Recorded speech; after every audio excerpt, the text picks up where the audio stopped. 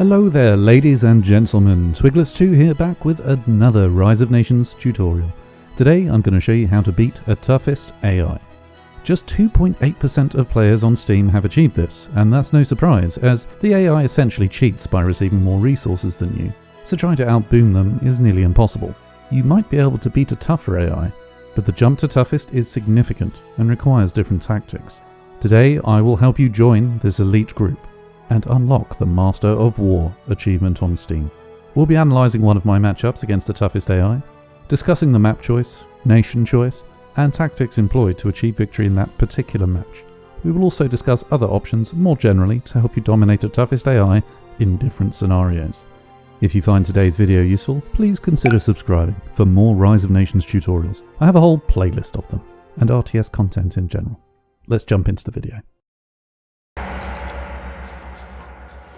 As we watch my citizens build their first city, let's discuss the setup. You'll notice I've chosen Sahara and the map size is set to Arena. You may be tempted to go for a larger map to give yourself more time to prepare for the inevitable onslaught of the AI.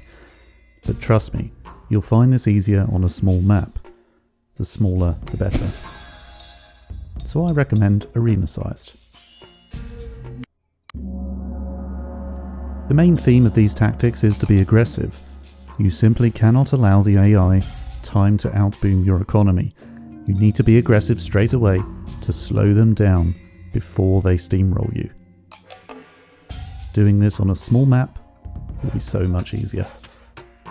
You can use these tactics on pretty much any map, but adjusting your tactics to suit the map is important. The reason I have chosen Sahara in particular, which is a very popular map in multiplayer by the way, is because wood is very scarce on this map, except for a big lump in the middle. If we play aggressively and take control of the central wood, that will help to slightly offset the AI's resource advantage.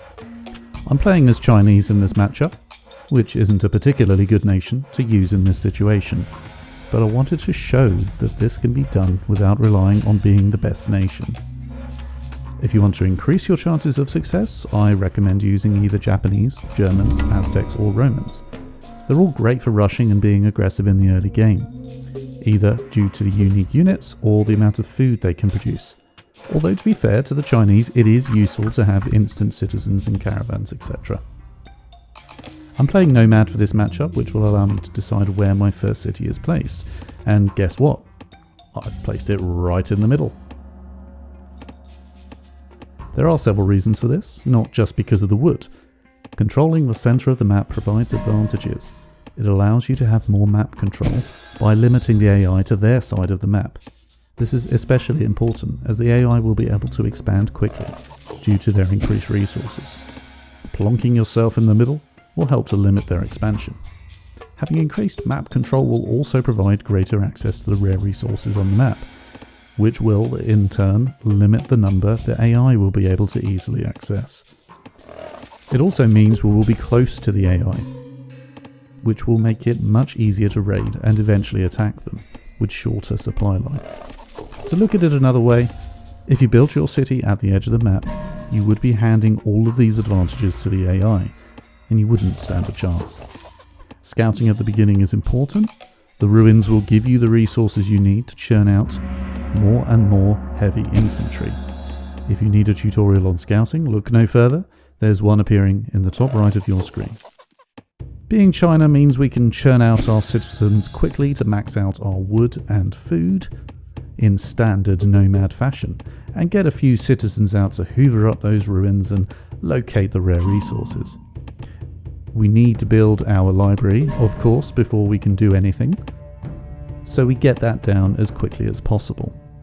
Usually in Nomad I'd be recommending you research Commerce 1 first, but we're going to rush. So research Military 1 as quickly as possible. And place a barracks, because we're going to be churning out some heavy infantry, standard rush style. You won't be able to take the city with less than 4 heavy infantry units. However, it's important to disrupt the AI's economy as quickly as possible. So as soon as our first heavy infantry has been created, we're going to send them directly to the AI's capital. One of the most important things to note about the way the AI behaves is that as soon as you touch one of their citizens, they garrison the whole city.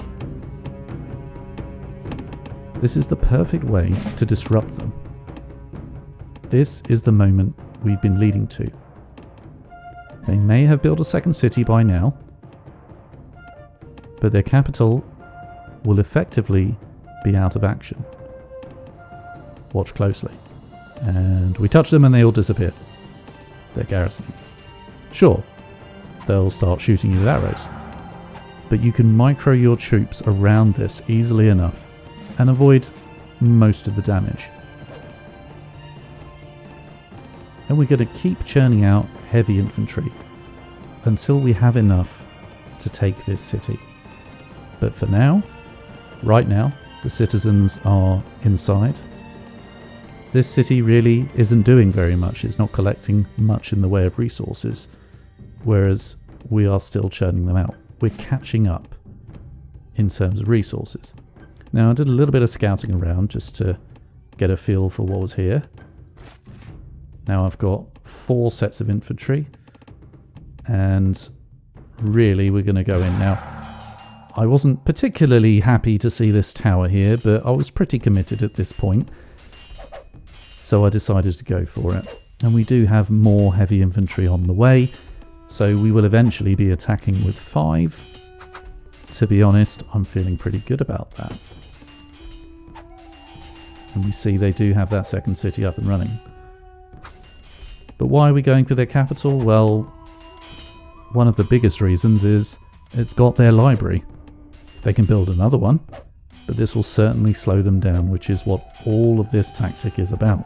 Slow them down. Also helps that you get a nice bonus for taking out their city, their capital city. So we're nearly there. Let's fast forward a little bit. Yep, we got it. Now, I've taken a few losses, a bit of damage. We've got more hoplites on the way. And we're going to take out this tower to fully establish ourselves here. Now, definitely don't think you've won the game at this point. We've rushed them. We've got the first mover advantage. But they can definitely come back from this. They've built another city. And they could definitely come back from here. So we need to keep pushing. They probably just built a temple there. But we need to get this tower down. So let's do that. It takes a little while. Still building heavy infantry. Looking back at our own city, we are starting to do the more usual research. So we've got commerce going and a market coming up. We want to still be investing towards the future just in case. And we've got civics, so we can start thinking about another city, albeit we're just about to capture theirs. We have another little look at what they're doing to keep up the pressure, to hopefully make them garrison their citizens. Yes, they have.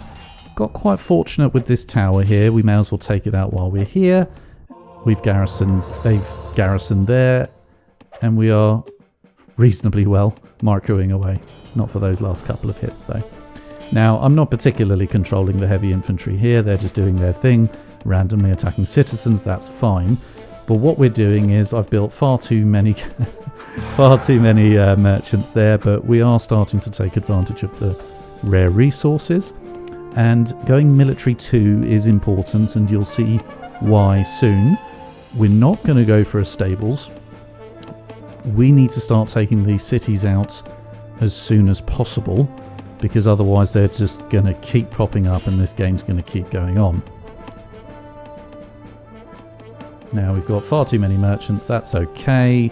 We've got 2 cities, 2 capitals, which is nice. And we have a caravan going.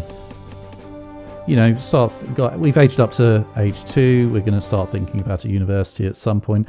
I'm trying to keep one eye on the future, but to be honest, really it's about churning out the heavy infantry How many have we still got left? We've got 5, although one of them's nearly dead. But here it is. The siege factory is what's going to make all of the difference. And because I'm Chinese, I can just, put loads of workers on there. Metal going up as well. Of course, now we're in the second age. We're going to need some metal to be churning out everything.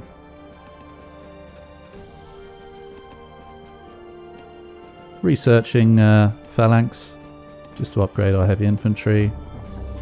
And once we get enough metal, we can start churning out some catapults. It's also useful, of course, to go for commerce level 2s to unlock the market, because we're doing pretty well here. Now we're checking back in on them, just in case they started to think that their citizens could start making them some money. And we can disrupt them, taking minimal damage back ourselves. Let's fast forward a bit. And we've got our first catapult. And we're going to lay siege to Bath, or Bath, depending on where you are in England. I call it Bath, but then a northerner would say, where's the R? And they would be right. We're going to keep churning out the catapults. And what you want to do here is select all of these guys, hold down Alt, and then right click on the city. What that will do is instruct the catapults to attack, and the heavy infantry will simply guard the catapults. So let's fast forward this. They don't really have much to fight back with. And we've reduced it, we've caught it here. Let's just take out some citizens, why not? Again, don't think that you've won. The toughest AI really does have a great ability at fighting back, but the whole idea is to choke them of their resources as soon as possible. And we seem to have successfully done that, but they've got yet another city popped up over here, you can tell from the mini-map. So we can't rest on our laurels. Maybe we can start thinking about getting a Patriot out. We're doing a couple of researches up here. But really, we seem to have them trapped in the ancient age, which is what we really want. Investing in some lumber mills and granaries. Just thinking for the future. We've got to find this city and take it out before they manage to get another foothold again. So we've left some heavy infantry, too many to be honest here, just to defend and assimilate Bath. And now, using a similar tactic, just the one little touch on the citizens, they get scared, they run away, and effectively this city isn't making them much money anymore. Trying to build a temple, just a little bit too late. And we've reduced that city as well. So now you'd be forgiven for perhaps starting to feel a little bit confident as we capture this city. We've got a despot, just for the hell of it at this point really. It's, I guess, forced march is nice to speed up the catapults. I'm sure I'll be using that in a moment. And now we're starting to position ourselves for a two-pronged attack on what I hope is the final city. We've formally captured Bath. Just taking out a tower here, just spotted that. No problem. We've got what we need to take it on. And now that's disposed of. Having a little probe here, standard procedure, go in, punch one of the citizens and run away. Zigzagging to do our best to avoid the arrows. And what we can do now is our alt and attack, although we got a little bit too close there. Reinforcing with other catapults, a little bit of forced march to bring these ones into the fight. Two-pronged attack, and really we've got control here, and it's just a matter of time. Reduced capture of inventory.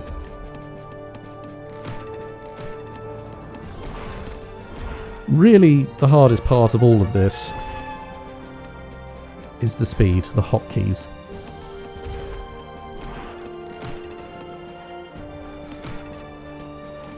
let's take it out.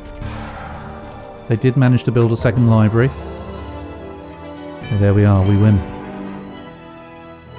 Of course, we must have a quick look at the stats.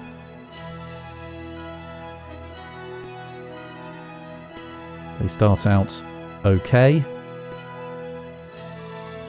But you can see when we really did start to get a chokehold on them.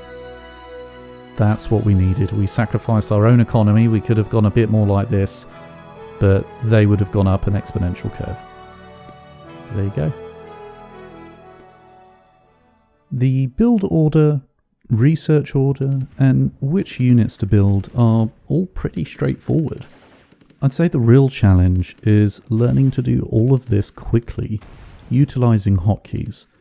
That is the part that will take time.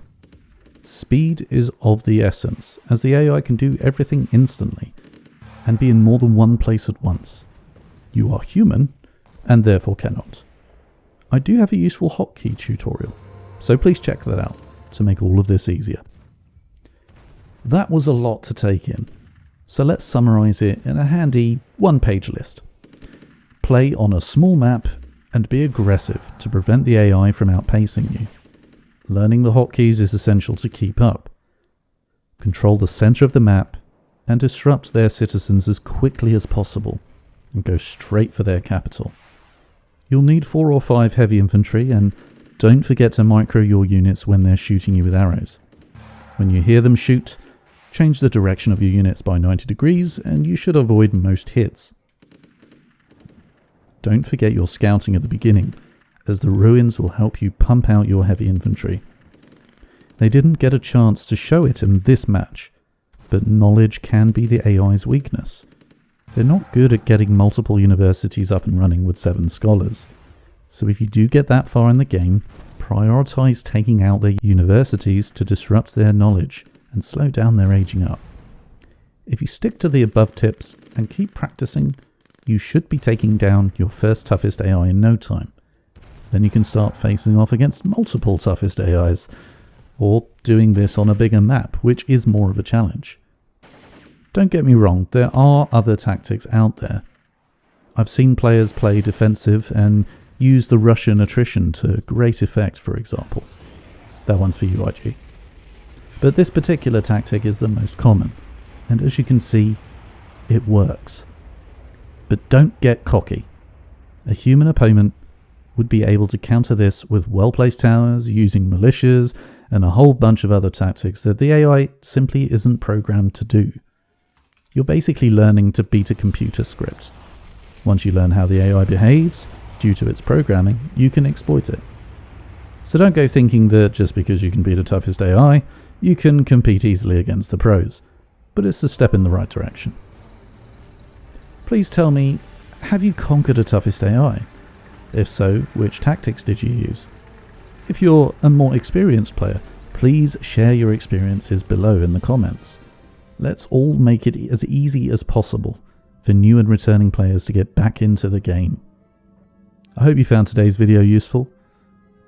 Consider subscribing, I'd appreciate it. See ya.